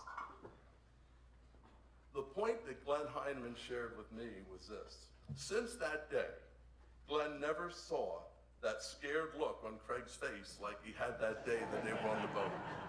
And Glenn said, I've seen him come in after some crashes or some wild races on the track. Never saw the look that he had on the boat that day. The Keystone Pretzel team often traveled together in those days, in the same rig. And on occasion, they would stop for fast food, like at a McDonald's or a Burger King. It was a routine, normal thing that they did. But, you drive up to the window, get the food, hand the food out. But Craig would always ask for the empty bag after all the food was distributed in the rig. So after doing this a few times, Glenn Heineman said, Craig, what is it that you're always asking for the bag when we go to these fast food places? Craig pauses for a moment and says, because there's always one French fry left in the bottom of that bag. In over 4 decades of racing, Craig accumulated more than 350 wins. He competed at some 30 different racetracks. His first win came in his rookie year of 1980 at the Big Diamond Raceway, and has won features for 43 consecutive years since that first victory. Quite an accomplishment. Those victories came at 13 tracks in 5 states. Leading the list is 129 victories at Grandview and 101 wins at Big Diamond. But to break it down just a little bit further, Craig has won 12 Grandview championships. He's a 5-time winner of the prestigious Freedom 76er. He's also won the Forrest Rogers Memorial at Grandview 9 times, and this year he won the Bruce Rogers Moneymaker. At Grandview, he won small block and big block features, as well as 7 Thunder on the Hill events, 1 mod car win, and 1 Super Dirt Series event. Along with Grandview and Big Diamond, he won 32 events at Bridgeport, 24 at Susquehanna, 18 wins at Penn National, and 1 features at East Windsor, Delaware International, Georgetown, Hagerstown, Williams Grove, Port Royal, and he had 2 wins in Florida at Jack's Raceway and Volusia. Some of those victories were especially memorable to Craig, including winning that modified portion at the Oktoberfest at Hagerstown. And those of you who've been around for some time can remember that was really a big deal back then. That's one of his most memorable. Also on his list was that very first Freedom 76 win in August of 1986. And again, he was driving for Glenn Heineman. Before the start of the race, Glenn Heineman leans in the car to Craig and says, if you win tonight, I'm gonna buy you that Corvette you've always wanted. Well, that was the motivation. Craig went out and won the Freedom 76er that night. The problem was, he wasn't getting the Corvette. But Glenn did give him the full payoff for the winner's share that night. Another win that stands out on Craig's list, that's not a joke there, Craig's list, but was June 15th, 2010, when he won the Thunder on the Hill Super Dirt Series event at Grandview. He barely qualified for the race, having to run the consolation. He started at the rear of the field and went on to pass. Now listen to some of these names. He went on to pass Brett Hearn, Stuart Friesen, Danny Johnson, Matt Shepard, Billy Decker, Jimmy Phelps, and with just 5 laps to go, he's racing in third with Dwayne Howard and Dale Plank in front of him. He went by and took the win. But what was really remarkable about it, with all those names and it being a big block show, he did it running a 358 small block modified. Huge accomplishment. What a night. And as a promoter, I was really excited at that event. It was just a phenomenal show. I pulled together just a few comments from some people in our sport that have worked with Craig, and I'll go through these quickly. I may be a little short on time, or you can pull me off here. Just let me know. All right. From Bob Green, Pioneer Pole Builder. Great guy in the sport, sponsors Craig for many years. Congratulations on your well-deserved induction to the Hall of Fame. Your passion for the sport is well known. Your competitive drive is well known. Your intensity is well known. And you will win, and the number of races that you win is well known. What is not well known is your love of your family, your crew, and fans. I enjoy seeing you flip the switch and become an intense competitor out for the win, but I know to achieve that because you love the sport in your heart, in our sport, and the way you conduct yourself on the racetrack. Enjoy tonight, relax, but know we need you to flip that switch again on Friday night at Big Diamond. Kenny McMullen, a former promoter at the Penn National Speedway. Craig Vondoren was a very welcomed addition to the field of modifieds at Penn National Speedway during the 1980s and 90s. He came to the track with excellent character, driving skills, and a very large fan following. Driving his own car, driving the Keystone Pretzel Ride or the 114, he bested a large field of very good cars and drivers. Craig is still winning features today, using his many years of experience and exciting driving style, and still beating the best of the best. Congratulations, Craig, on your well-deserved induction to the Hall of Fame. But know that there are still many races still to be won. And last but not least, Teresa Rogers and the Rogers family from Grandview Speedway. Congratulations, Craig, for this well-deserved honor.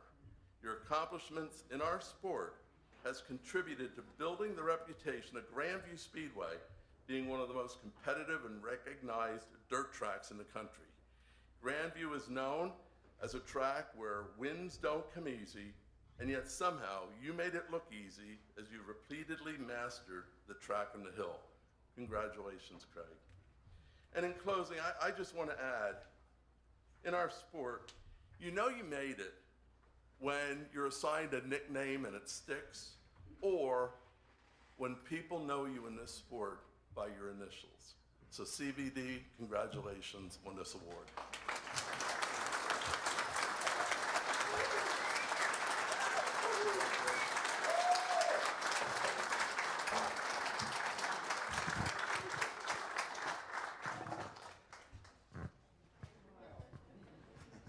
CVD. Isn't that a AC/DC song? CVD, I'm dynamite. That would make a hell of a song, wouldn't it? Think about that for a minute. No. No, you don't like that? No. But it's got such a ring to it because it's power, and you bring the power when you're behind the wheel of a race car. Yeah, but that's not music. That's What is music to your ears? Seeing that checkered flag and hearing the rumble of that race car when you cross that finish line? Yeah, we work hard, and everybody, for years we worked hard, and the ultimate's a checkered flag or a championship, and that's the enjoyment for me. What keeps you so grounded and humble with all the accomplishments that you've had over the years? I don't know. You're only as good as your last race. You just got to keep going and keep digging, and the sport's changing so much, and like you said years ago, you built your own stuff, and nowadays you got to find somebody with money and go buy the stuff, and everybody's got the same things, and you just got to fine tune and tweak and find an advantage, and hope you get to hang on to it for a little bit. What motivates you race to race? I always say it's the money. It's what I do, and there's a lot of good purses nowadays, and we're not racing nearly as much as we did. We're getting older, and there's good paying races at home and all summer long, and we just fortunate to be in position to win them, and I'm thankful for that. We don't get to see as much as I would like to see you up in this neck of the woods, and we don't get to see you as much in your neck of the woods because we don't get down there enough to see you. But you are synonymous with Northeast modified racing. No matter where we go in the country, people know about Craig Vondoren because of your successes. That's got to make you feel pretty darn good.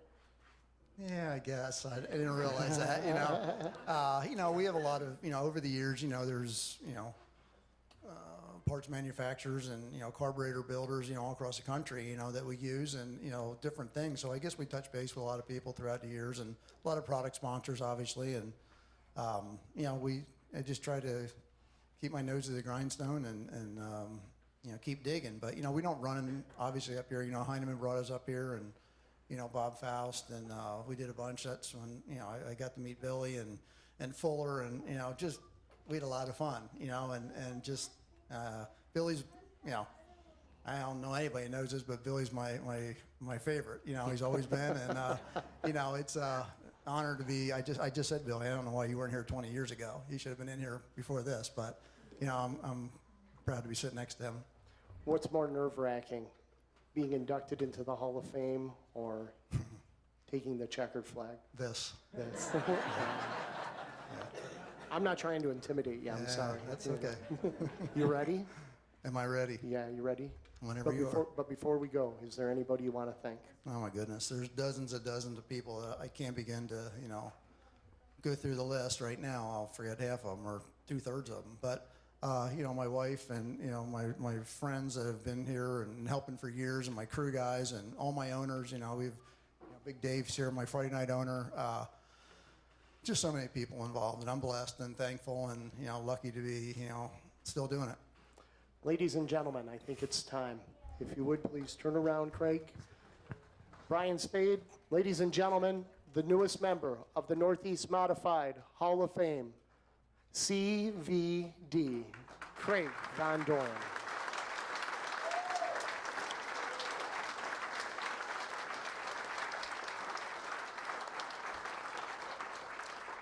Buffy Swanson will make the presentation of Craig's plaque, which is a replica of the portrait that will be displayed here on the walls at the Northeast Modified Hall of Fame. Congratulations.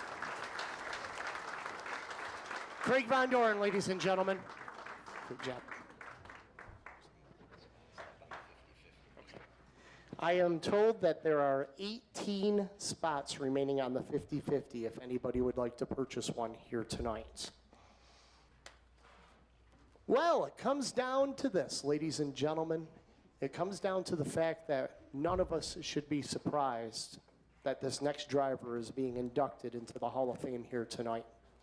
And it's only fitting that we ask someone who has worked with him for over 30 years to bring him into this hallowed ground.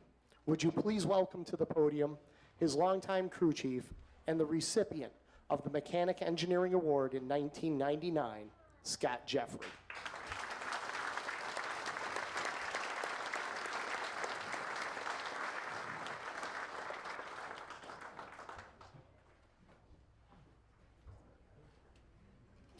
I'm great. How are you doing, Scott? Oh, just great. Now that I'm here in front of everybody. Well, in the spirit of mine and Billy's thoughts, this is going to be very short and very sweet. we like to get things done. Some of my stories are going to, I got a couple good stories to start from even before I helped Billy. I'm racing with my cousin. We're traveling the dirt series. We go to, I think it was Connecticut. We're racing an asphalt race in Connecticut. Well, the next day we have to be in Maryville. Well, we got an old bus that's got a bunks in it and beds and stuff. Billy jumps in, wants to ride home with us. He says, whenever you're tired, my uncle Sid was driving. Whenever you're tired, I'll jump in, drive, I'll drive us, get us wherever we gotta go. Well, we're just about 7 hours into our trip, just pulling in the driveway. Billy jumps out of the bunk. Hey, you want me to back it in for you? So that was a lot of help. One of the very first races, we become friends. Same thing back then. We're racing. We used to go to Ransomville for a series race every year. Our farm is on the way to the track. He stops in. We have parties, corn roasts, whatever. We always like to hang out, have a lot of fun. Well, the one year, we're racing go-karts. We used to race around our greenhouses. It got a little intense. We used to race pretty hard. Well, we're racing around. Comes around one corner, and he's running my go-kart. Runs into the greenhouse. Bends the axle at a 45-degree angle. Jumps off of that. Says, hey, time to go to the track. Let's go. Start of my career, helping Billy fix his race cars. It's been a lot of fun. We've had a lot of good times. We've had a lot of good races. I don't want to get into the stats or any of that. They should speak for themselves.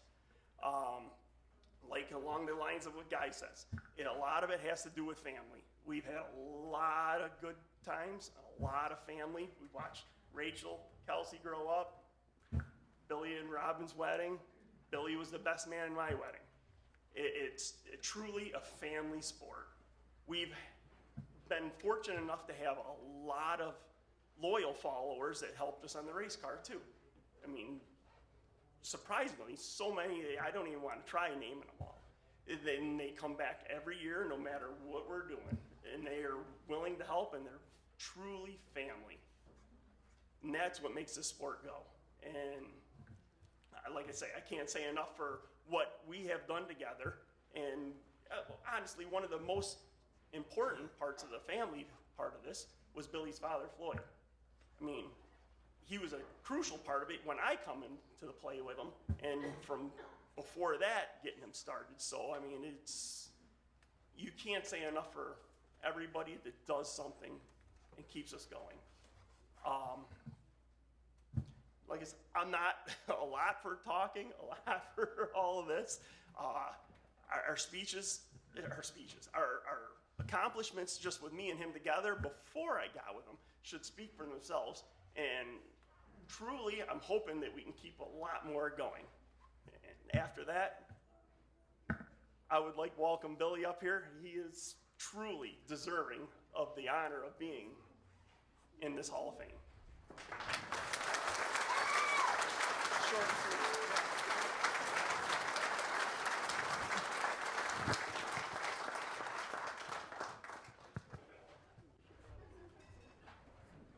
You're right.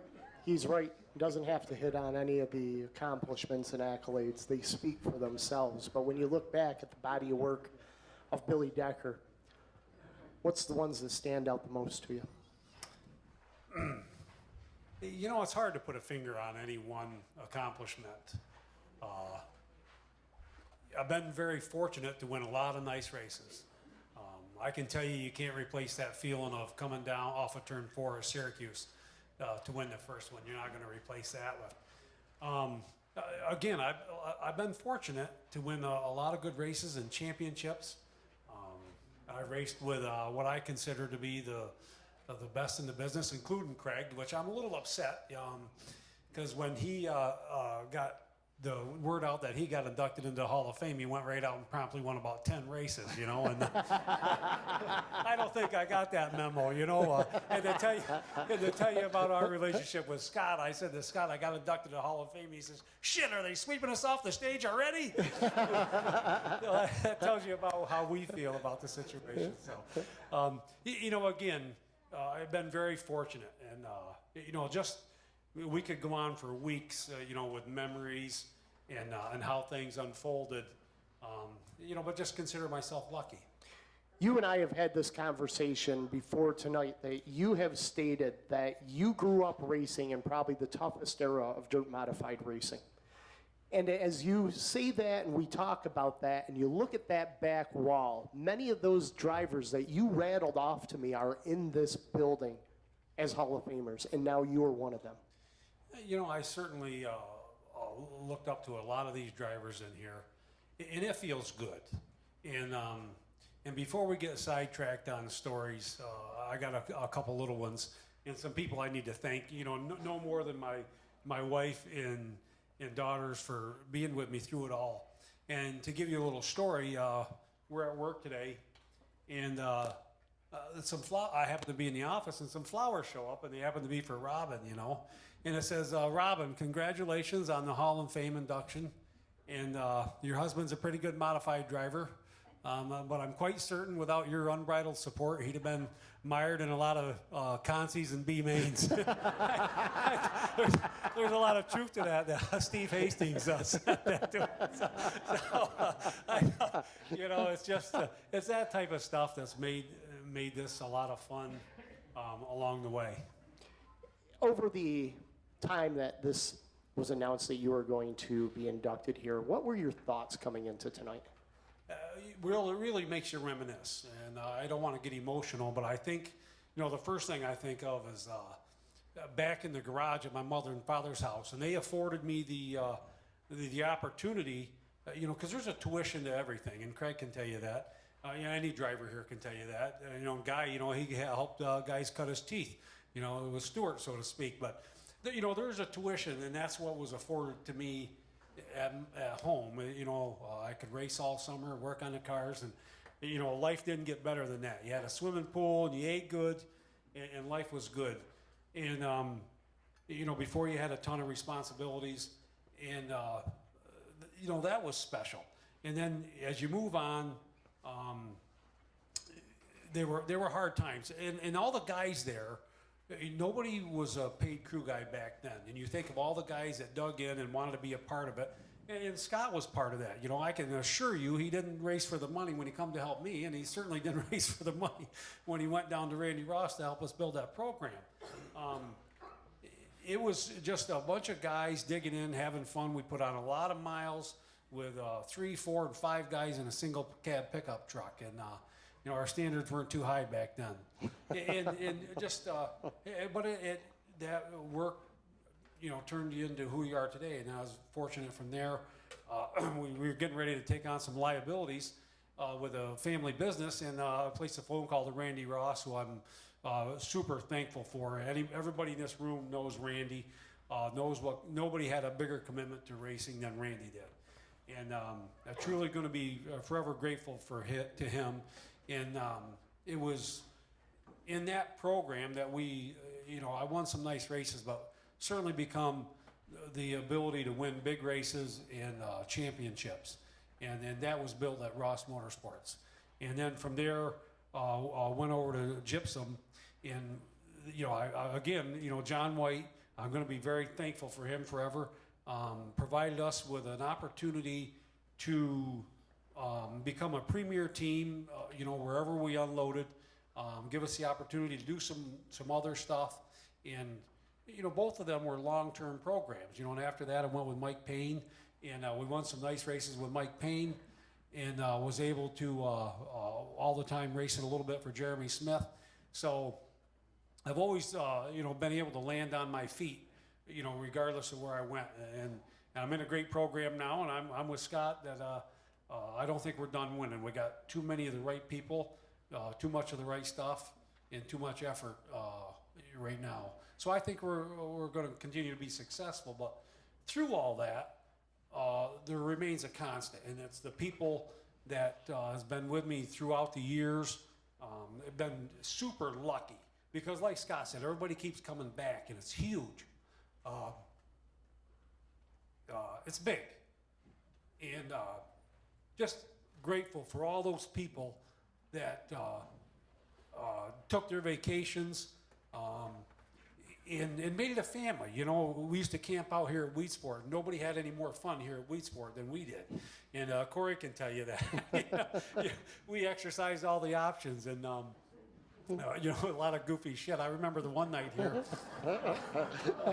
Just a little side story here, not to get sidetracked a little bit, but thankful for dirt for the most part, because it allowed most everybody in this room to become who they are today. And that started basically here in Wheatsport with Glenn Donnelly and what he had to offer. But they had a TV series back then, and it was, I can't remember how many races it was, but the guy that won the TV series won a four-wheeler, and it happened to be Fuller, for crying out loud. And so anyhow, after those races, and he can tell you this, so, we apparently didn't have a lot to live for. So we got that four-wheeler out. We were all taking turns, seeing how fast we could get around Wheatsport Speedway, and the water's running under the flag stand out on the track of our sideways. And Kaiser called. He had enough. He says, "Hey, park that damn thing!" And pretty soon they shut the lights off, so we couldn't play any longer before. But it was that type of stuff, and that atmosphere. You know what I mean? That I was able to. Be a part of, and my family was able to be a part of, that was special. So that's the type of stuff I think about when you talk about coming to the Hall of Fame. You reflect on all them experiences And there's no doubt. I'm grateful. I won a lot of races, a lot of quality races, and I did it with a lot of friends. So. Well, Billy, you made a comment, as everybody has made the comment tonight, it's about family. And I think it's time to bring you into the Hall of Fame family. So right over there, my friend. Thank you. If you would, please.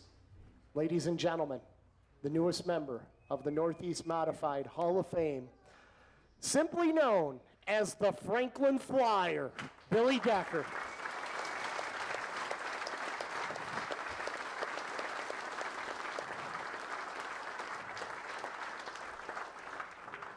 You wanted him, you got him.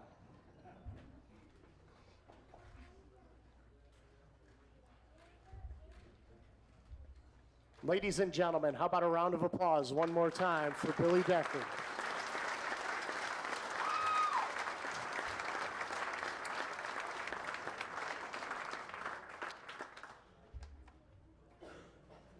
Well, it is that time, ladies and gentlemen, where we must say goodbye. But before we do, we'd like to remind all of the Hall of Fame inductees and our award winners and families to please stick around for pictures, okay? Also, we are hosting an after party at the pavilion located down on the front straightaway, behind the front straightaway in the concession area. Food, beer, and wine. This Sunday, the 24th, the Hall of Fame 100 here at Weedsport with the Super Dirt Car Series Big Block Modifieds, Dirt Car Sportsman, NY6A 600cc Micro Sprints.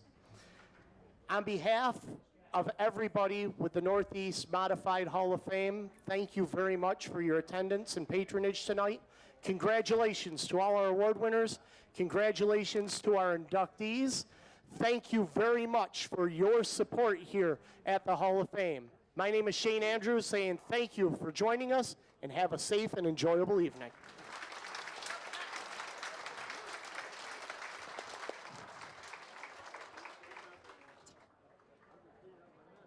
Test 1, 2.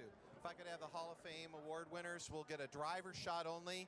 Then everybody that has an award will clear out the front seats here in just a moment.